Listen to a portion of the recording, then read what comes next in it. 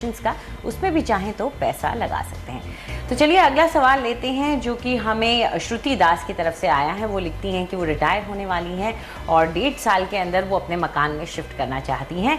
2 BHK flat Noida में ढूंढ रही हैं जो कि दिल्ली के थोड़ा करीब हो, लेकिन उनका बजट 50 लाख रुपए का है और सिक्योरिटी उनके लिए इम्पॉर्टेंट है और बिल्डर भी रेप्यूटेड चाहती हैं। तो डिमांड्स उनकी काफ़ी हैं। आप क्या ढूंढ के लाई हैं उनके लिए?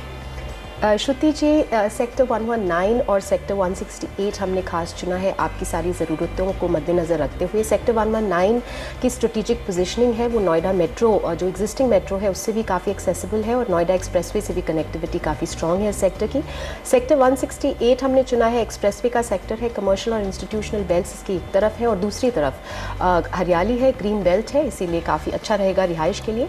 आइए कुछ आंकड़े आपके साथ शेयर करें इन दोनों रीजन्स के। नोएडा एक्सप्रेसवे 2 और अपकमिंग रीजन्स हैं ये नोएडा के। कुल मिला के प्रोजेक्ट्स देखें तो नोएडा एक्सप्रेसवे 2 में 10 है और अपकमिंग रीजन में 26। Total supply Noida expressway stretch 2 में 5670 यूनिट्स की है और अपकमिंग रीजन में 15,200 यूनिट्स की सप्लाई है।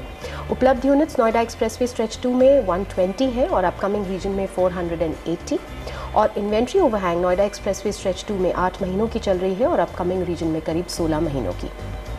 मिड सेगमेंट के औसत दाम नोएडा एक्सप्रेसवे स्ट्रेच 2 पे 5,000 रुपये पर स्क्वायर फुट पे हैं और अपकमिंग रीजन में 5,150 रुपये पर स्क्वायर फुट के औसत दाम प्रिवेल कर रहे हैं।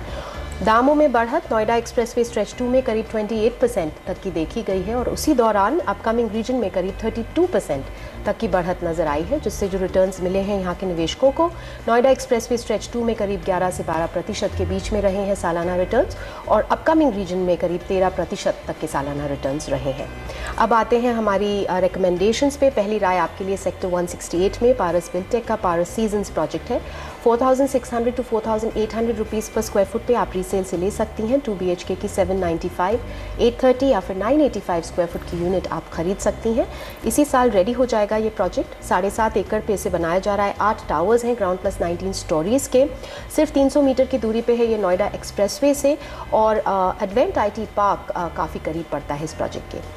दूसरी राय आपके लिए सेक्टर 77 में सिवीटेक का सिवीटेक समृद्धि 4,700 to 4,800 रुपीज़ पर स्क्वायर फुट पे आप रीसेल से खरीद सकती हैं। 2 BHK की 1135 स्क्वायर फुट की यूनिट आपके बजट के भीतर है।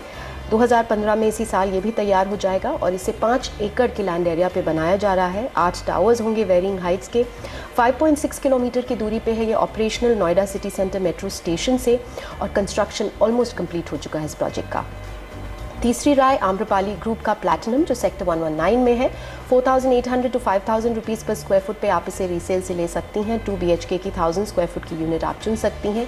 ये 2013 से तैयार है प्रोजेक्ट। करीब 13.5 एकड़ पे फैला हुआ है और 100 परिवार इसके भीतर रह भी रहे हैं।